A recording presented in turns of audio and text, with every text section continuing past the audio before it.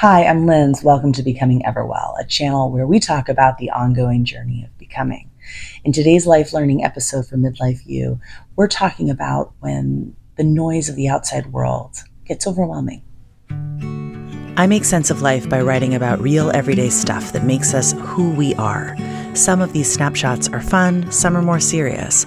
Maybe they'll open up something in you too. Let's grow. In the urgent care waiting room with my child whose hurt toe had become a big problem, I become aware of a voice.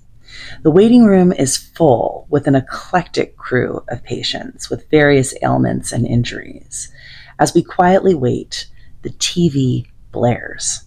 It's Monday morning during football season, and ESPN, in all of its ESPN-ness, is doing its thing. The TV voice, all animated, reviews a recent game and hypes up for the next one. And I, a sort of but not too much interested in football type, become aware of the escalating agitation that I'm feeling as the voice overtakes our space with a mixture of high voltage predictions, hopes, allegiances, and statistics. Does the voice that pleads, shouts, and proclaims have something worth listening to? I considered this, but I quickly resolved that the voice and a few other voices that accompanied it were simply filling a void, a before the next game space in the network's lineup. And for me, it was just a lot of noise. But pregame football commentary isn't my jam, so I wonder if I'm being judgy. I care about relationships, so let's shift context to The Bachelorette, a series I've admittedly relished in the past but haven't consumed for a few seasons. I imagine the voice predicting the ways in which the show's relationships may play out. Will she choose him or him? Will they see through his antics? Will he be ready to handle that? And as I imagine this, I'm curious, sure, perhaps eager with anticipation too. But does this effort of my imagining the possibilities of what they could or could not do actually move the needle of my life or theirs? I suspect not. Like, not at all. Mostly, I think, because they're not my relationships, just as the football team is not my team.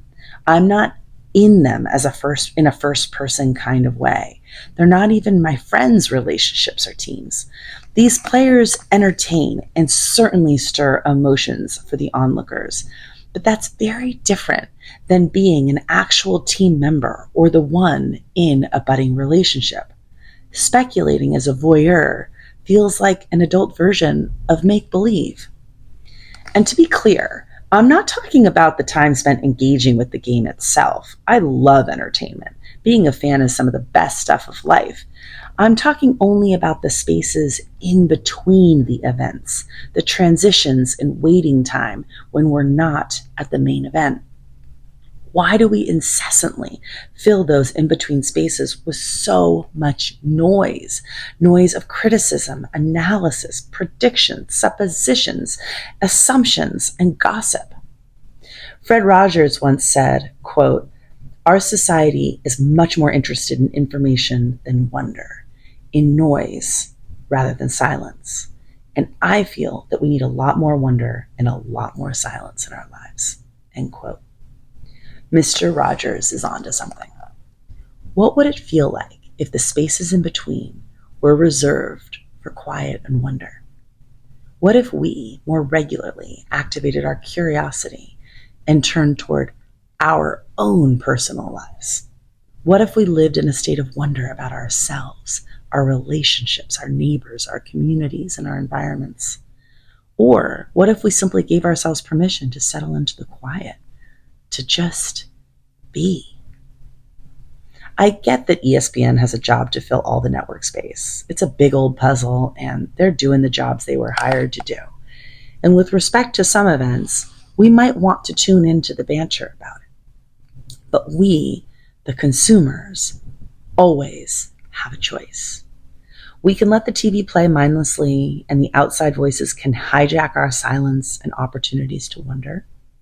Or, alternatively, we can opt to turn down the cacophony.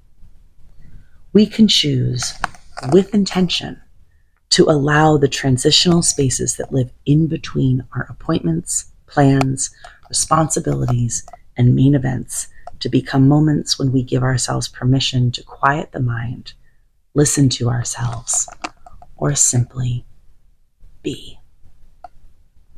Thank you for being here. If you want to spend more time working on your own self-education and life learning, contact me. All of my links are around my bio in here in YouTube. lindsayhurdy.com is my website where you can directly contact me. I would love to support you in your growth. In the meantime, you being here as a viewer of this station for the life learning that is here means so much to me. Thank you. Your views, likes, subscribes, and shares all mean the world to me. Until next time.